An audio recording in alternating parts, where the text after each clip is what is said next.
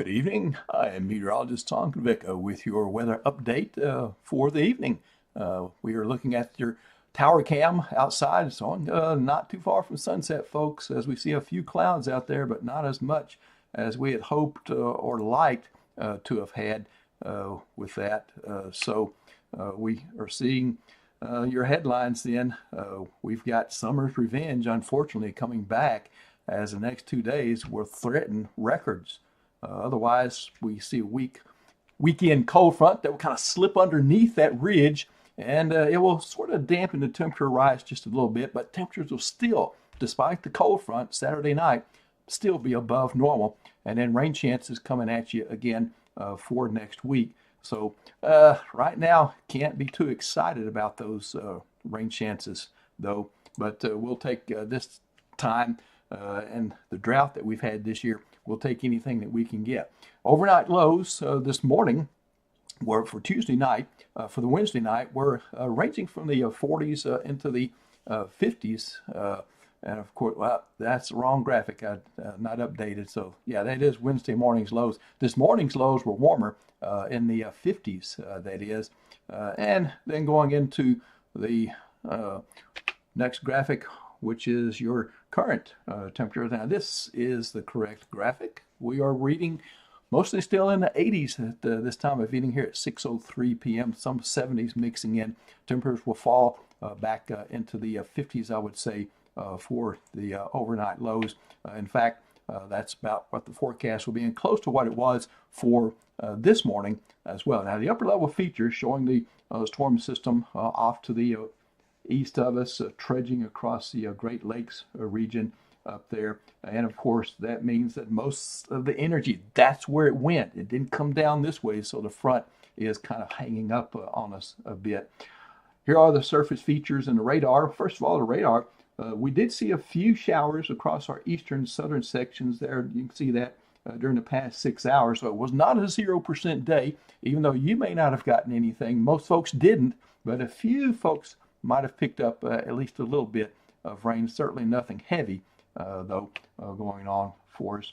And then here is your setup for Thursday. The front during the morning hours coming in from the northwest, slowly moving in our direction during the day. Again, remember the energy is back up east, and so it is not lending much support for the front, as we call it.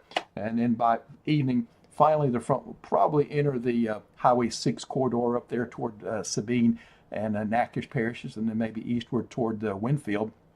But it will be a slow mover. It will just kind of crawl through during the nighttime hours, and eventually it will wind up just to the south of us there for Friday morning. So lows tonight in the 50s area wide, testimony to a little bit more moisture, a little bit of humidity. That front will drop humidity some by tomorrow, though, once we finally get behind it, and it'll do its job to help us out with that lower humidity. But that will also help us heat up pretty efficiently during the day tomorrow. So unfortunately, look at all the 90s here across central Louisiana for the day tomorrow. Some models have even had the mid and upper 90s on some thermometers. I hope we don't quite get there. But if we average 90, 91, that certainly leaves room for somebody to hit 93, 94 in the viewing area. And there will be a few 80s. Perhaps the best trend of that will be over in the eastern portions of the viewing area, where you might escape the 90s over there. And coming into the forecast, 7 days worth of weather then. So the records are threatened for your Friday.